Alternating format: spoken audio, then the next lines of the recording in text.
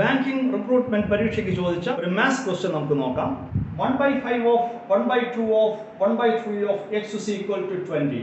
Then find x. ഈ എക്സിന്റെ value കണ്ടുപിടിക്കുക. ഇങ്ങനെ ഒരു ക്വസ്റ്റ്യൻ വന്നു കഴിഞ്ഞാൽ നമുക്കറിയാം ഓഫ് എന്ന് പറഞ്ഞാൽ ഇൻറ്റു ആണ്. 1/5 into 1/2 into 1/3 into x is equal to 20. ഇവിടെ നിന്ന് x is equal to 20 into ഈ ഓരോ 1/5 1/2 1/3 എന്ന ഫ്രാക്ഷൻസും റൈറ്റ് സൈഡിലേക്ക് പോകുമ്പോൾ അതിന്റെ റെസിപ്രോക്കൽ ആയിട്ട് മാറും. അതായത് 20 ഇൻറ്റു 1/5ന്റെ റെസിപ്രോക്കൽ 5 ഇൻറ്റു 1/2ന്റെ റെസിപ്രോക്കൽ 2 ഇൻറ്റു 1/3യുടെ റെസിപ്രോക്കൽ 3. അപ്പോൾ x is equal to ഇങ്ങനെ കിട്ടും. വളരെ എളുപ്പമാണ്. Equal to 20 into 5 100, 100 into 2 200, 200 into 3 600. So the value of x is equal to 600. ഈ ക്വസ്റ്റ്യൻ വളരെ എളുപ്പമല്ലേ? മനസ്സിലായെന്ന് കരുതുന്നു. Thank you.